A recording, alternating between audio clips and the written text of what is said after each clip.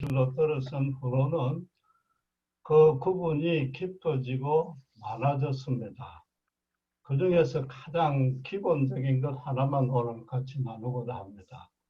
신자가 된 후에 가장 큰 변화라는 것은 바로 신자와 불신자의 가장 큰 차이라는 뜻인데, 오늘 본문이 그 점을 아주 정확하게 설명해 주고 있습니다. 바울 당시 초대교회에서 당시에는 예수님이 유대인인데 왜 동족 유대인들이 그를 십자가에 매달았느냐, 또 그가 죽은 후에도 왜 기독교를 핍박하느냐, 나아가서 하나님은 왜 그렇게 되도록 방치하느냐는 그런 의심과 반발들이 이방 세계에 있었습니다. 그래서 바울은 로마서 9장에서 11장까지 거기에 대한 변증을 하는데, 동족에 대한 자신의 이런 끓는 심정을 말하는 것으로 시작합니다. 유대인들이 예수님을 죽였고 지금도 신자들을 핍박하면서 예수를 믿지 않는 것이 같은 동족인 바울로서도 너무 안타깝고 큰 근심과 고통이 된다고 1절에서 말씀했습니다. 그런 자신의 심정에 대해서 내 양심이 성령 안에서 정언한다고 2절이 말합니다. 그리고 1절 처음부터 그리스도 안에서 참말을 한다고 전제했기 때문에 인간인 사도가 삼위 하나님 중에 두 분을 감히 정인으로 내세웠습니다. 내 말이 거짓이라면은 성을 바꾸는 걸 넘어서 하나님께 어떤 큰 벌을 받아도 좋다는 겁니다. 그래서 형제와 권력의 친척을 위하여 자신이 저주받아 그리스도에게서 끊어져도 좋다고 3절에서 선언합니다. 바울이 지금 형제라고 지칭하는 유대인들이 어떤 자들입니까? 유일하신 창조주 여호와 하나님을 믿고 그분이 수여해 주신 율법을 준행하고 있고 언젠가 메시아가 와서 구원해 줄 것을 믿는 자들입니다. 지금으로 치면 한국 민족이다, 다른 종교 신자들을 넘어서 교회에 출석하고 예수를 알지만은 온전히 믿지 않는 자들까지 다 포함되는 겁니다. 사실은 그런 자들입니다. 바울이 그런 형제들에 대해서 큰 걱정을 하고 있으니까 지금으로 치면 무신론자나 타 종교인이나 선데이 크리스찬까지 불신자라고 지칭하는 셈입니다. 그리고 그 불신자 한 명이라도 구원받는다면 기꺼이 그 사람 대신에 저주를 받아 그리스도에서 끊어져 지옥에 떨어지겠다고 말하는 겁니다. 그런데 여러분, 바로 앞에 8장까지 예수 십자가 복음에 대해서 설명한 후에 내린 결론이 무엇입니까? 8장 38절 39절 보면 제가 봉독하겠습니다. 내가 확신하노니 사망이나 생명이나 천사들이나 권세자들이나 현재일이나 장래일이나 능력이나 높음이나 깊음이나 다른 어떤 피조물이라도 우리를 우리 주 그리스도 예수 안에 있는 하나님의 사랑에서 끊을 수 없으리라. 그리고 나서 불신자 한 명이라도 구원받는다면 기꺼이 그 대신에 저주를 받아 그리스도에게서 끊어져 지옥에 떨어지겠다고 합니다. 여러분, 세상 어떤 것도 성령으로 거듭나서 예수님의 십자가 대속 안에 들어온 신자를 하나님의 사랑에서 끊을 수 없습니다. 절대로 끊을 수 없다고 해놓고 지금 자기는 끊어져도 좋겠다는 겁니다. 그만큼 자신의 심정이 애끓는다고 묘사한 것입니다. 여러분, 히브리어에는 비교급과 최상급 표현이 없는데 같은 의미의 말을 두 번을 하면은 더 강한 표현이고 세 번 반복하면 최고로 강한 것으로 묘사합니다. 바울은 지금 형제다, 동족이다, 친척이라는 동일한 대상을 세 번 반복했습니다. 그들을 진심으로 사랑한다는 최상급적인 표현이고, 그래서 제발, 제발, 제발 그리스도를 받아들이라고 지금 간절히 호소한 것입니다. 자나깨는 오직 단 한 명의 영혼이라도 예수를 믿어서 영생을 얻게 하려는 그것만을 목표로 살고 있다는 겁니다. 여러분 알다시피 바울은 예수의 극렬한 핍박자였습니다. 오늘 본문식으로 말하면 그리스도에게서 완전히 끊겨있던 자였습니다. 예수 믿기 전에는 빌립보서 3장 6절에 율법에 의로도 흠이 없다고 스스로 자부했을 정도입니다. 율법에 저촉되는 일을 전혀 하지 않았다는 뜻이니까 당시에서는 어느 누구보다도 도덕적으로나 종교적으로 의로웠던 자였습니다. 그래서 스데반이 기독교 최초로 순교당할 때에 현장에서 지휘한 자도 바로 바울이었습니다. 사도행전 7장 58절에 성 밖으로 내치고 돌로 칠세 증인들이 옷을 벗어 사울이라 하는 청년의 발 앞에 두니라고 증언하고 있습니다. 신명기 13장 9절 율법에는 우상숭배의 죄에 대해서 최초의 증인이 먼저 돌을 들어서 치도록 했습니다.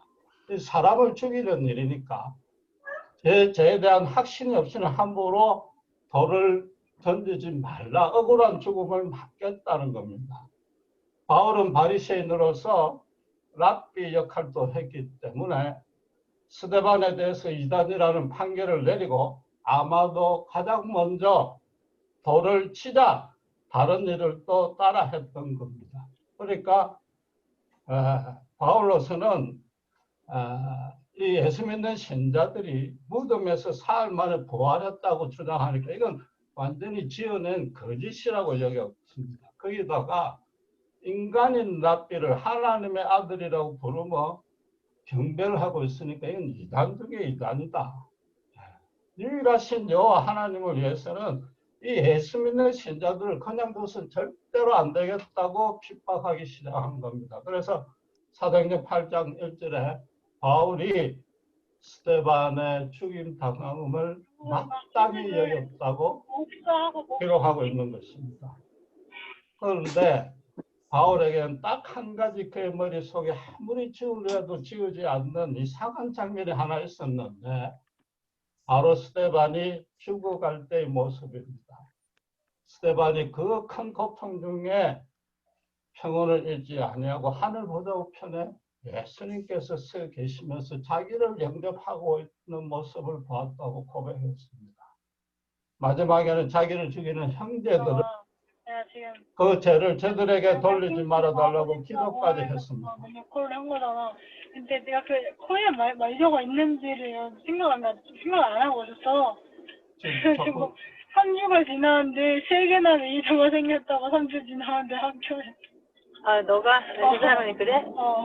내가 거기다가 학교 가야지. 내가 다 하려고. 너무 작은 말인데 이게 무슨 소리지? 방송은 그 오디오가 켜져 있는 것 같아요. 다른 분들 오디오가 좀 켜져 있는 것 같네요. 이제 됐어요. 네. 바울로서는 이게 도무지 이해가 안 되는 겁니다. 천국 문 앞에 있는 예수를 보았다는 것은 아예 거짓말이고 환상일 테니까 신경을 쓰지 않았을 텐데, 그러나 그가 평온과 기쁨 속에 죽으면서 자신을 죽어버린 해몬자의 구원을 위해서 기도까지 하는 것은 바울로서는 도무지 해결할 수 없는 숙제였던 겁니다. 그러다가 알다시피 외국인 다메섹에까지 가서 신자를 핍박하려고 가는 도중에 부활하신 예수님을 하늘의 빛가운데서 만났습니다.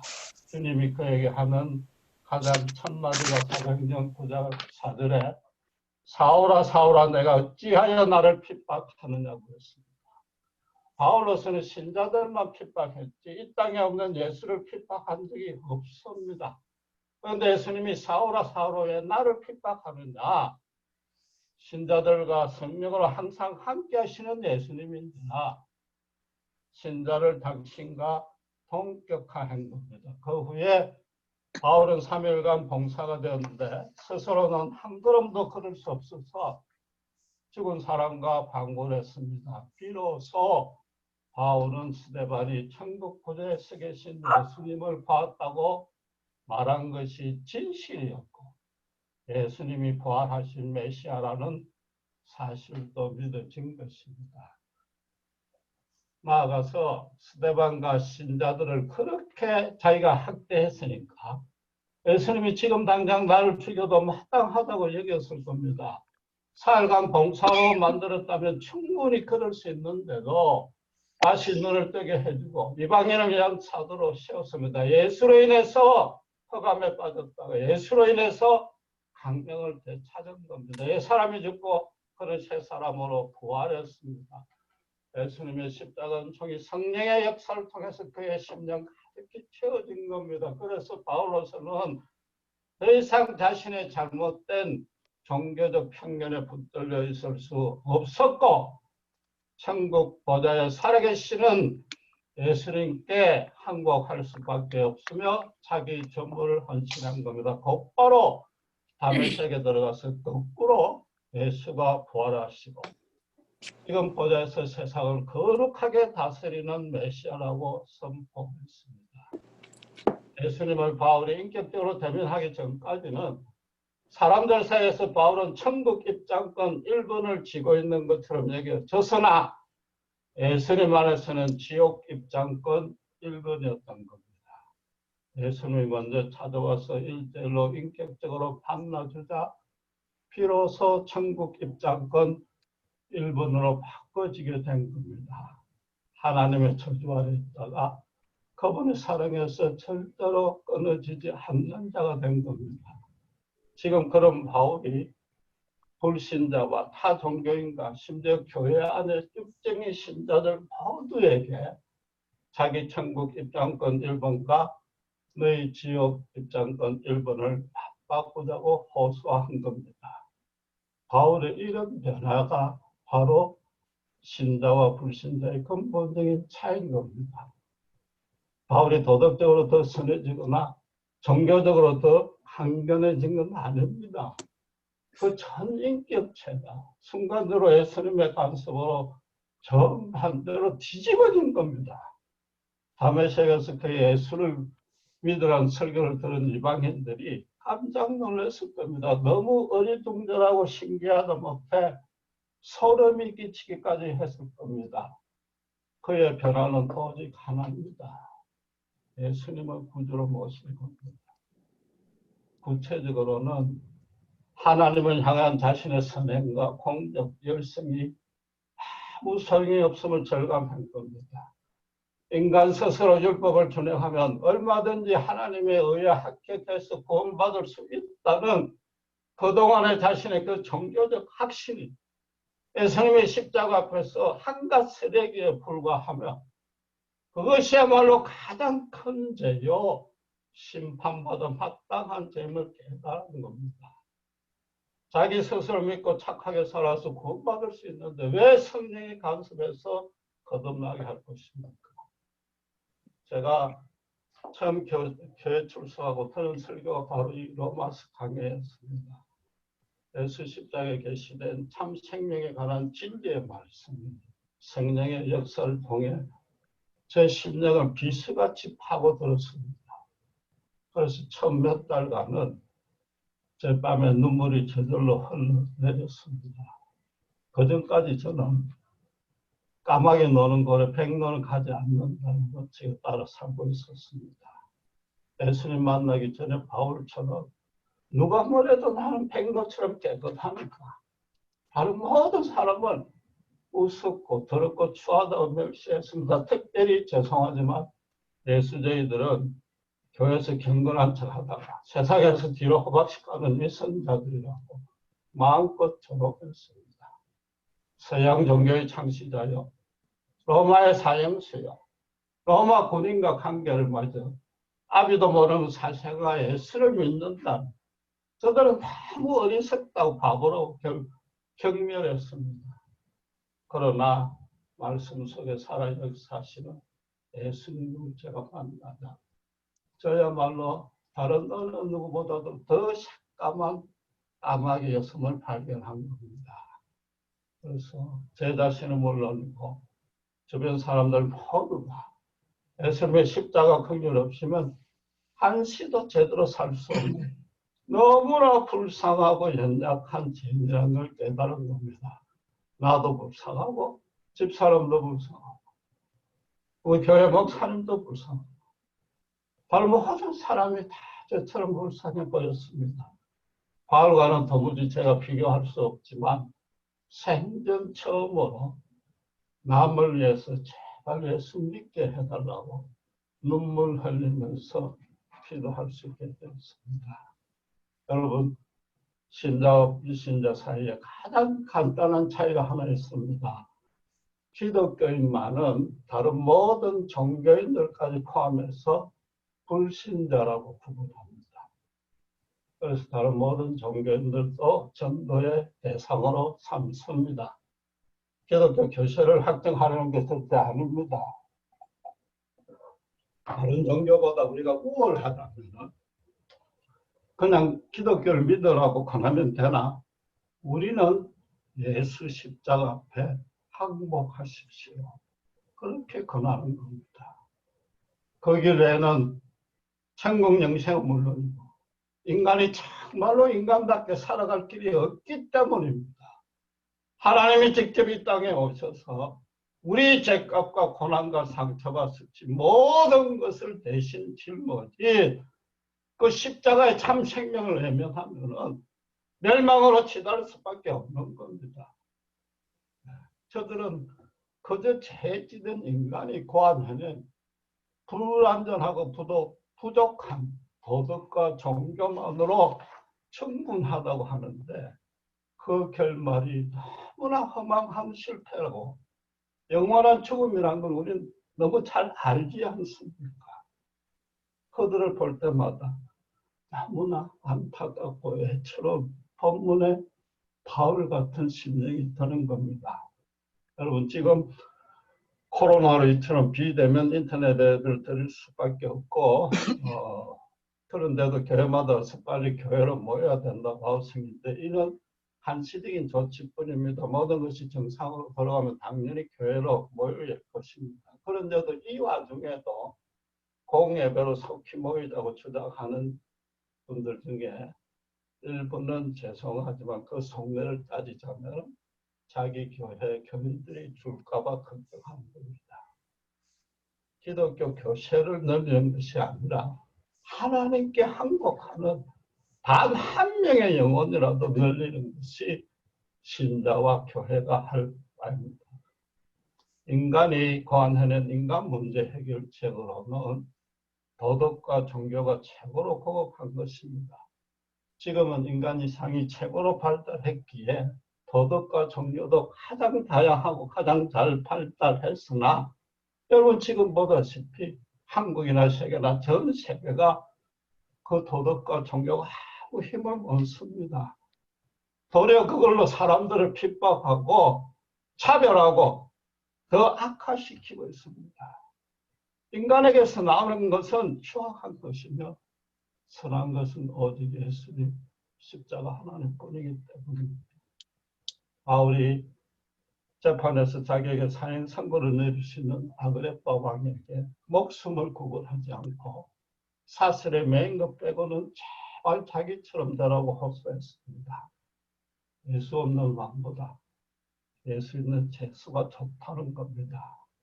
그는 실제로 죽을 고비를 그렇게 수없이 넘기면서도 고린도서 11장 23절에서 19절에 자기 마음의 가장 큰 짐은 연약한 교회와 연약한 성도, 예수 안 믿는 형제들이 가장 큰 짐이라고 했습니다.